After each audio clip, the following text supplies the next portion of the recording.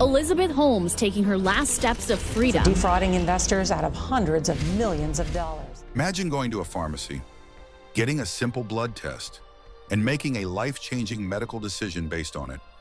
Now imagine that test was never reliable to begin with. Would you want to know? Because millions of people believe they were witnessing a medical breakthrough. Ms. Holmes, please raise your right hand. Do you swear to tell the truth, the whole truth, and nothing but the truth? I do. A startup claimed it could run hundreds of blood tests from a single drop of blood.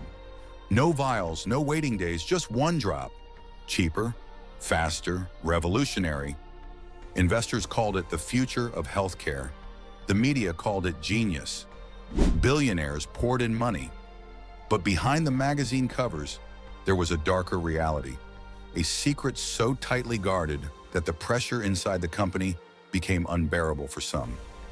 Building a business could be a vehicle for making a change in the world and for doing good. And the way they sustained the illusion is even more disturbing than the lie itself. Former secretaries of state like Henry Kissinger joined the board.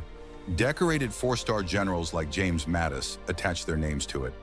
And when names like that stand behind a company, people assume someone has verified the science. Here's what makes this story dangerous. The technology didn't work. It wasn't just unstable, it was fundamentally flawed. Inside the building, the atmosphere wasn't a startup.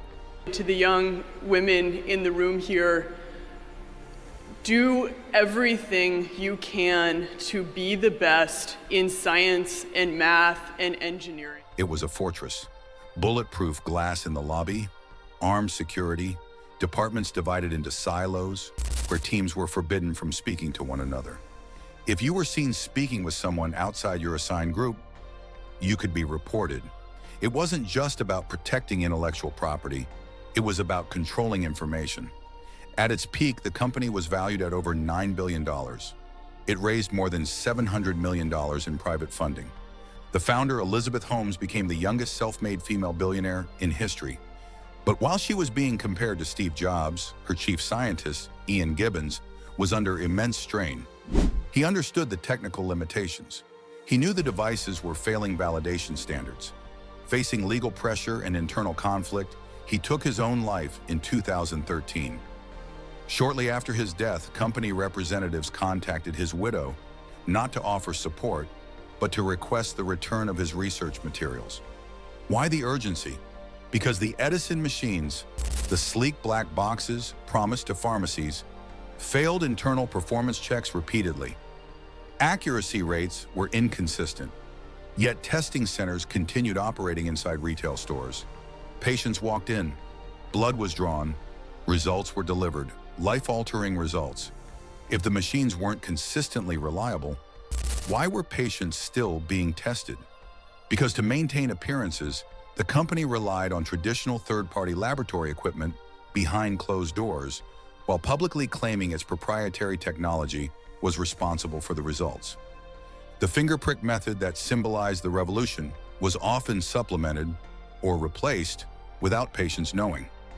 Inside the company, some employees began documenting discrepancies. Data was saved, emails archived, performance reports preserved, because without documentation, concern is dismissed. With documentation, it becomes evidence. One former employee, Tyler Schultz, chose to speak up, even when his own grandfather, a member of the board, refused to believe him.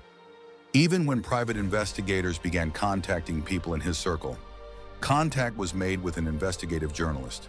Quietly, carefully, information was cross-checked, sources verified, documents examined.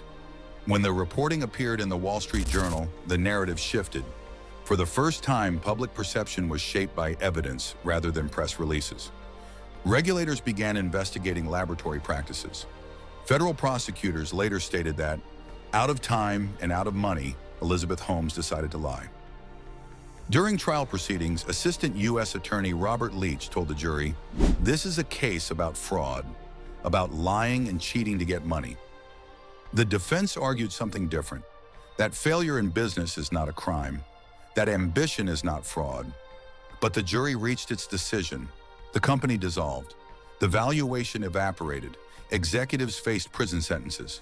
Yet the deeper story isn't only about deception, It's about belief. Investors trusted authority, authority trusted vision, the public trusted both. For years, that cycle reinforced itself, until documentation disrupted it. This didn't collapse because of one article. It collapsed because someone inside chose to expose the truth. Power can accelerate success, but it can also delay scrutiny. And when scrutiny finally arrives, it doesn't move slowly. Next time, the setting changes. No laboratories, no pharmacy chains. Just a high-stakes baccarat table and a man who noticed a flaw no one else could see.